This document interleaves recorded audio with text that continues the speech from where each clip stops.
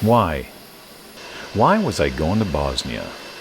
What would possess me, if even for just a few weeks, to leave the safety and comfort of home life in Calgary for a former war zone lacking a functional government?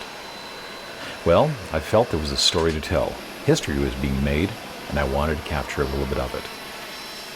I was going well outside my comfort zone, and it would be an experience that I could not possibly have imagined. It began a few weeks earlier when I received a call out of the blue from a public affairs officer in Edmonton. He recalled my interest in wanting to take part in the media tour a year earlier during the UNPROFOR mission. That plan was cancelled when the Croatian army moved into Bosnia during Op Storm in August 1995, the largest battle in Europe since World War II. That was 9 months earlier when the UN was desperately trying to maintain its peacekeeping mission and reputation. The mission was no longer United Nations run. NATO was now heading up the mission for the first time in its 47-year history, and it was appearing to have a decidedly different tone. No longer were Canadian troops to be used as pawns, threatened and rendered ineffective by various warring factions, and hobbled by a well-meaning but Byzantine bureaucracy emanating from headquarters on the other side of the world. NATO, by the rules laid out in the Dayton Accord, would enforce rules and policies with senior people on the ground making timely decisions. The warring parties agreed to peace and to a single sovereign state known as Bosnia and Herzegovina, composed of two parts: the largely Serb-populated Republika Srpska and the mainly Croat-Bosniak-populated Federation of Bosnia and Herzegovina. However, this was also very much a humanitarian mission as much as a peacekeeping, or more accurately, peacemaking mission. This was where the men and women of two Canadian Mechanized Brigade group from Petawawa were located and where I was going. I spent a few hot, muggy days in Trenton waiting for our plane to depart for the non-stop flight to Zagreb. I wasn't alone.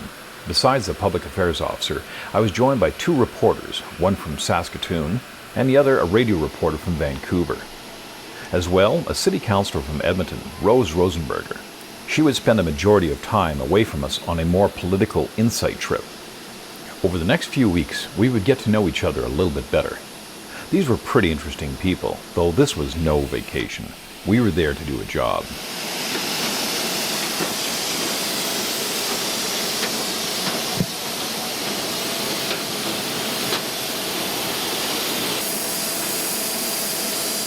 The thing about flying is it leaves you plenty of time to think about where you're going. I was going somewhere utterly different. The language and culture would be new to me. That was to be expected.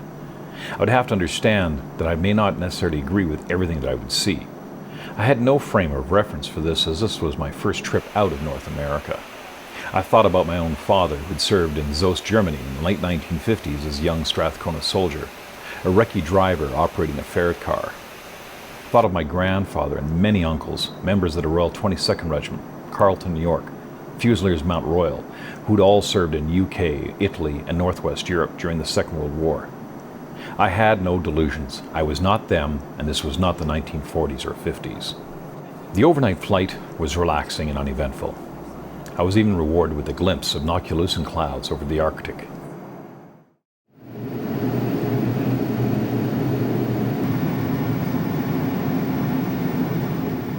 After the 9-hour flight, we began our descent. Forested areas, patchwork farms punctuated with little clusters of villages along meandering roads. Finally, the ancient city of Zagreb appeared.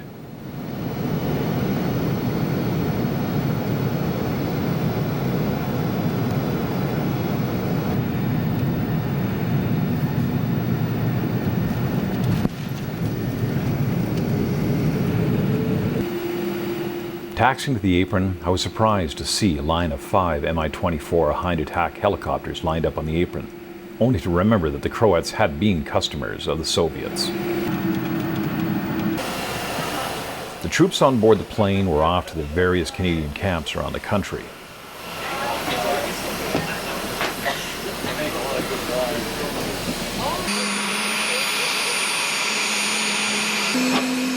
As we waited for our gear to be offloaded, a French Army Gazelle helicopter took off for a patrol. a reminder of the international effort to bring peace to this region.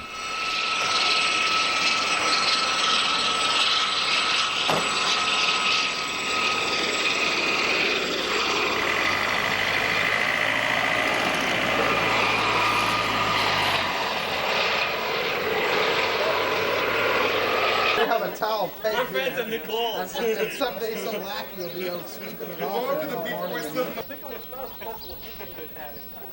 Check him out.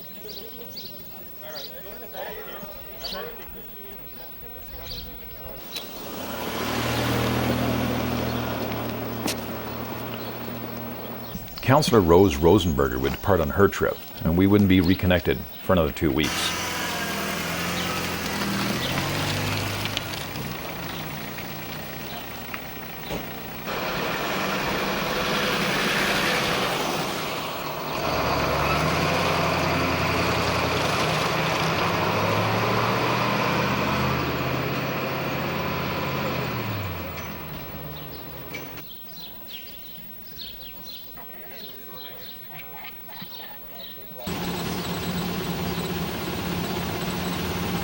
Departing the compound, soldiers of the Finnish army guarded the gates.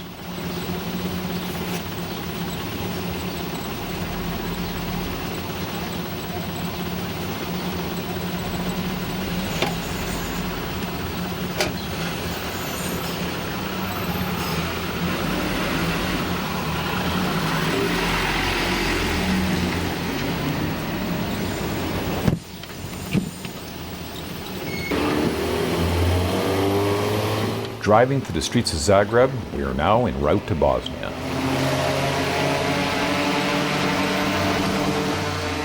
With short notice, I didn't have the benefit of the kind of preparation our troops had undertaken with workup training prior to their deployment. There was no one to walk me through training scenarios. I would be very much picking it up as we went along. I had just enough time to pay bills, tie up loose ends, and prepare for the trip. Packing 90 pounds of camera gear has its challenges. In the few remaining evenings, I read up on just the recent history of the former Yugoslavia. I found it entirely confounding.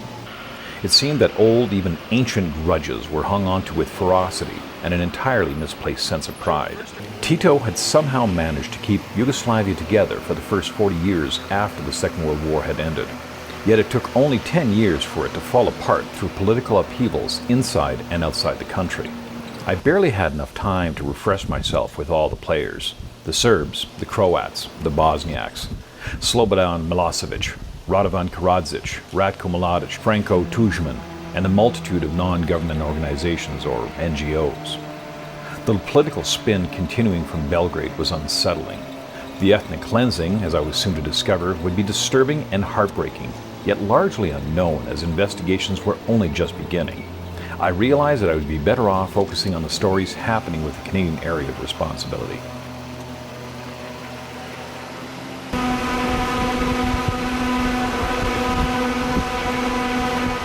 The busy streets of Zagreb gave way to lush pastoral countryside west of the city. Electric trains and an Autobahn-style high-speed highway reminded me that this country is modern in most respects, right down to toll booths and billboards.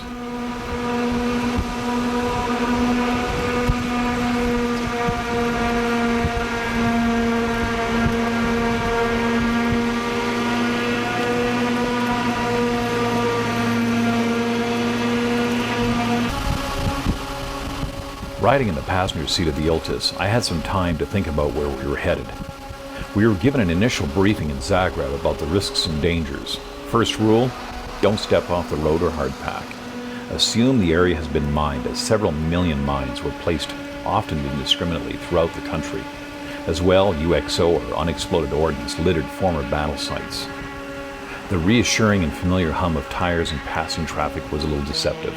I could have been at home for all it seemed. This was all about to change.